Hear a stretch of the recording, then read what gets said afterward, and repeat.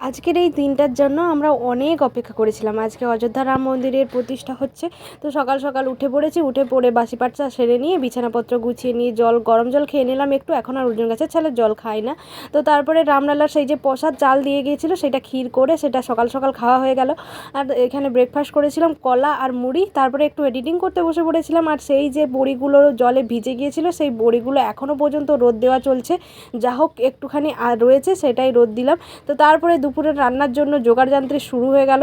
কারণ তারপরে দুপুরবেলা রান্না বান্না করে দুপুরের খাবারটা খেয়ে নিলাম। তারপর সন্ধেবেলা সন্ধে দিয়ে দিলাম। মাটির প্রদীপগুলো গুছিয়ে রেখেছিলাম দেওয়ালির পরে। আবার আজকে জানো তো আমাদের দ্বিতীয় দেওয়ালি, সেই জন্য সমস্ত কিছু প্রদীপ চুনি বাল্ব সব বাইরে বের করেছিলাম। সব ঘরে প্রদীপ দিয়ে সন্ধে দিয়ে দিলাম। আর এই চুনি বাল্বগুলো টাঙিয়ে দিলাম, জ্বেলেছি। দেখো কেমন লাগছে জানিও কিন্তু। তো তারপরে চলে গেলাম ফুল গাঁথতে, যেখানে আমি মালা গাঁথি প্রত্যেক দিন দাদু বাড়িতে। তো আজকের দিনটা এভাবেই কেটে গেল। আজকের জন্য টাটা।